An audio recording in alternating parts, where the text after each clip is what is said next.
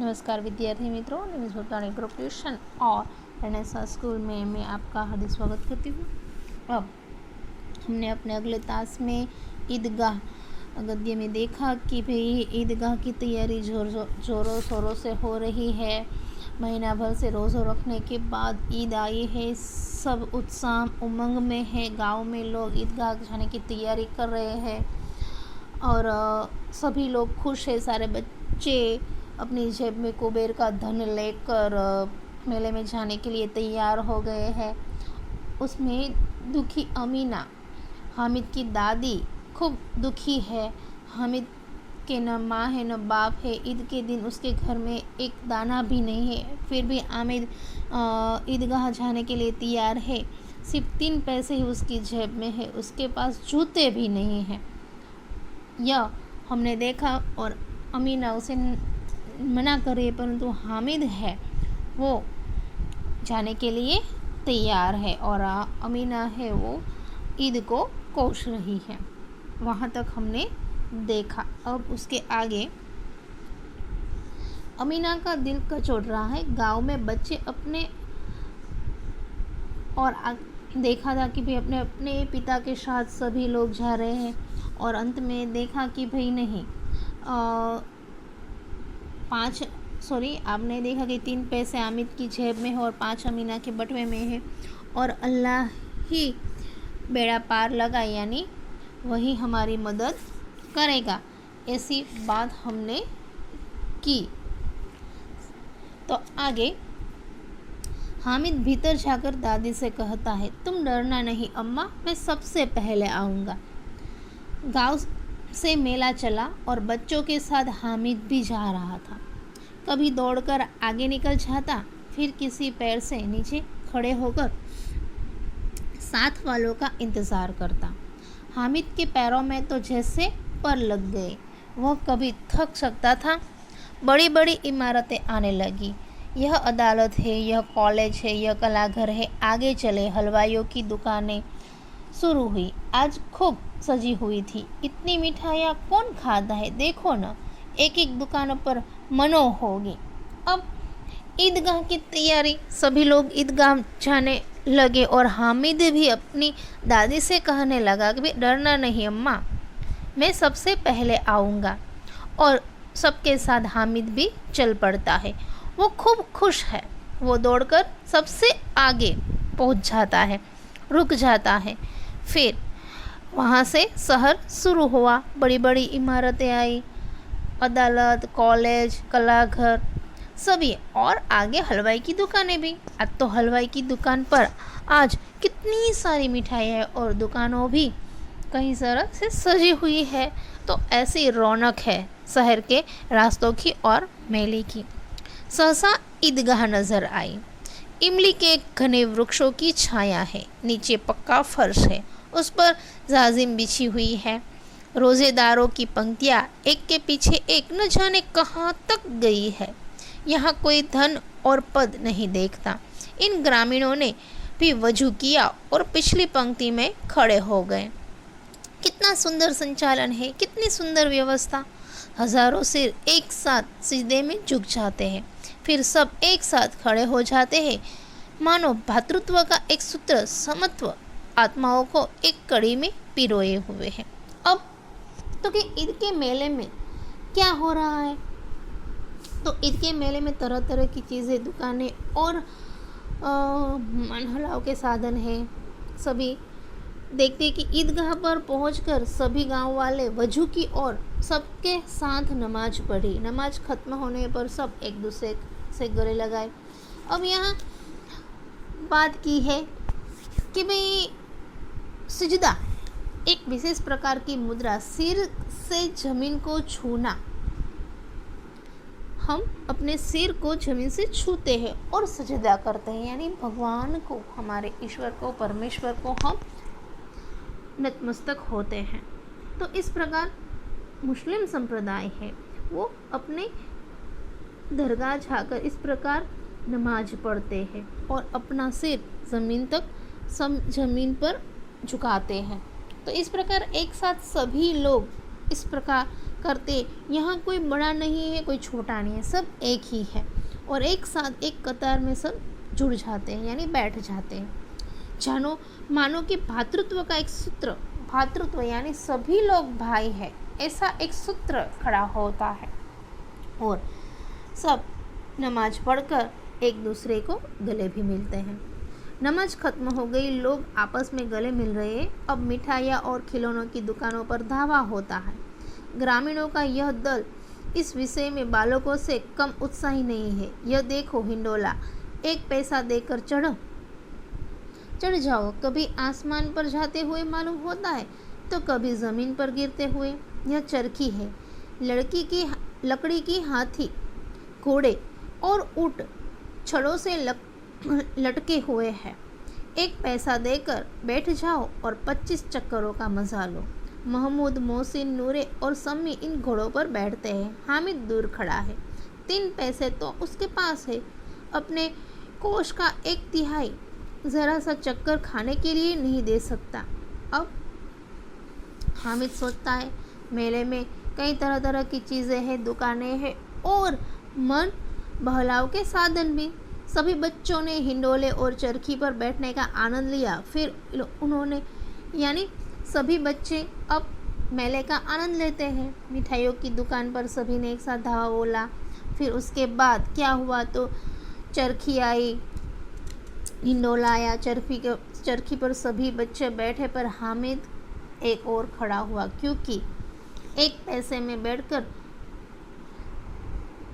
कुछ ही चक्कर लगाने हैं। परंतु वो सोचता था कि अपने कोष का 1/3 यानी 3 पैसे में से 1 पैसे का मैं चक्कर खाने के लिए नहीं दे सकता। यानी हामिद सबको देखता रहा, उसने उस चरखी में बैठने के लिए न सोचा। देखो हामिद कितना समझदार है।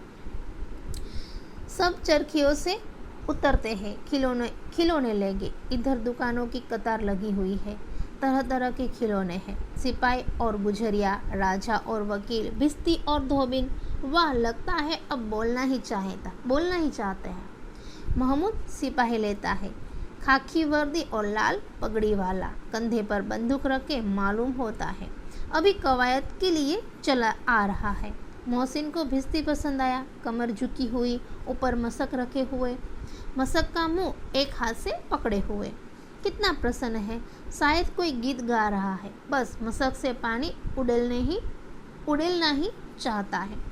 अब खिलौनों की दुकानें आई, कई खिलौने, तरह तरह प्रकार के अलग अलग खिलौने हैं।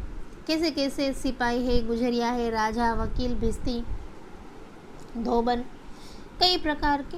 परंतु महमूद कौन सा खिलौना लेता है? सिपाही लेता है। खाकी वर्दी पहनी है और ऊपर लाल पगड़ी है, कंधे पर बंदूक है और कवायद करता है। दूसरा किसने? भिस्ती, मोहसिन ने भिस्ती लिया। भिस्ती यानी जो मशक पर कई घरों में पानी पहुंचाने वाला। तो वो मशक का मुंह एक हाथ से पकड़े हुए, कितना प्रसन्न है। ऐसे ऐसे खिलौने हैं। नूरे को वकील से प्रेम है, काला चोगा, नीचे सफ़ेद अचकन के सामने की जेब में घड़ी, सुनहरी जंजीर, एक हाथ में कानून का पोथा लिए हुए मालूम होता है अभी किसी अदालत से जिरह या बहस किए चले आ रहा है। ये सब 2-2 पैसों के खिलौने हैं। हामिद के पास कुल 3 पैसे हैं। इतने में महंगे खिलौने कैसे ले? खिलौना कहीं हाथ से छूट पड़े तो चूर चूर हो जाएगा, ज़रा पानी पड़े तो सारा रंग धुल जाए। ऐसे खिलौने किस काम के? उन्हें लेकर वह क्या करेगा?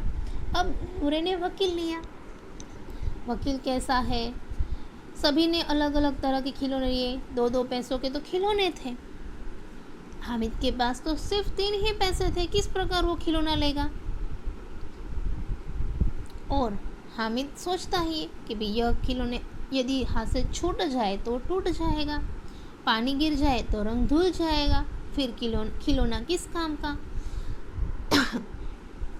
उन्हें लेकर मैं क्या करूँगा? इसलिए हामिद सबसे अलग है। उसके पास कुल 3 पैसे हैं। इतने महंगे खिलौने लेकर वो क्या करेगा?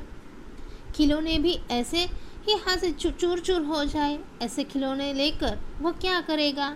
मिठाई भी नहीं खरीद सकता, उसे चटोरा भी नहीं बनना। देखो, अब हामिद है वो सबसे अलग है, क्योंकि हामिद न तो चरखी में बैठता है, न तो खिलौना खरीदता है। उसके बाद क्या आया, तो कि उसके बाद मिठाइयाँ आती हैं, और किसी ने रेवड़िया ली, किसी ने गुलाब जामु, किसी ने सोन हलवा, मज़े से खा रहे हैं। हामिद बिरादरी के पृथक है। अभागे के पास 3 पैसे, क्यों नहीं कुछ लेकर खाता, ललचाई आंखों से सबकी ओर देखता है। यहाँ हामिद है वो खा भी नहीं सकता, क्योंकि उसके पास तो 3 पैसे हैं। क्या करेगा वह, यानी पृथक, सबसे अलग है। जो यहाँ पृथक शब्द आया, बिरादरी में वह सबसे पृथक है, यानी अलग है। सभी ने मिठाइयाँ खाई, परंतु हामिद नहीं खा रहा।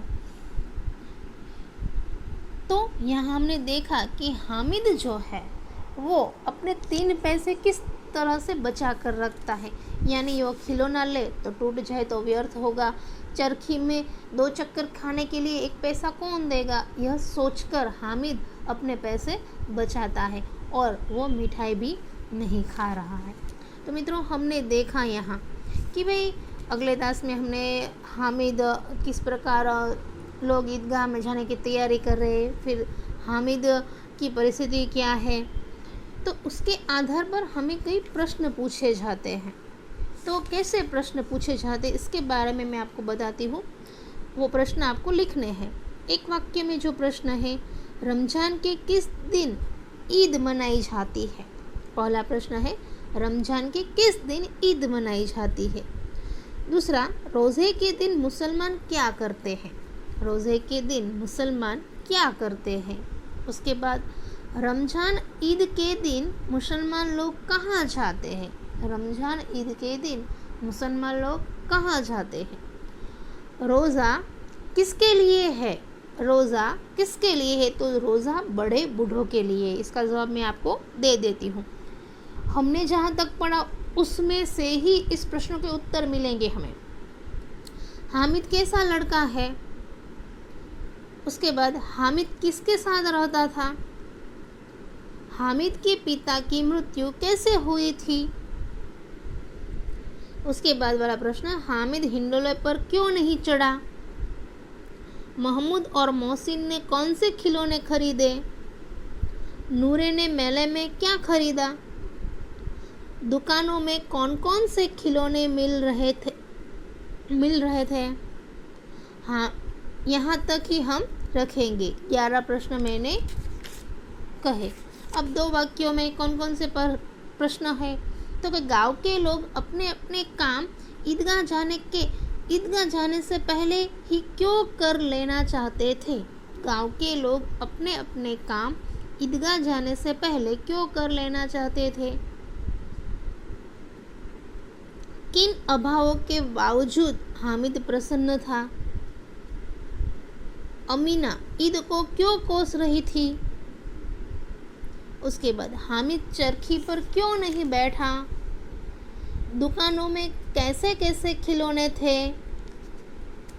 तो इस प्रकार 2 वाक्यों में उत्तर दीजिए, ऐसे प्रश्न है। अब सविस्तार उत्तर, यानी प्रश्नों के उत्तर विस्तार से लिखिए। उसमें, बूढ़ी अमीना ईद को क्यों कोस रही थी। हामिद मेले में जाने लगा तो अमीना उसके लिए क्यों चिंतित थी। ईदगाह के मार्ग का वर्णन कीजिए। ईदगाह के मार्ग का वर्णन कीजिए। तो ये 3 प्रश्न विस्तार के हैं। तो हमने 1 वाक्य के प्रश्न देखे, 2 वाक्यों के प्रश्न देखे और सविस्तार के प्रश्न देखे। तो सभी प्रश्नों के उत्तर आपको अपने नोटबुक में लिखने हैं और मुझे होमवर्क में बताने हैं। तो आज के तास में हम इतना ही रखेंगे और जब हम अगले तास में मिलेंगे तो हम इस कहानी को आगे बढ़ाएंगे। आभार।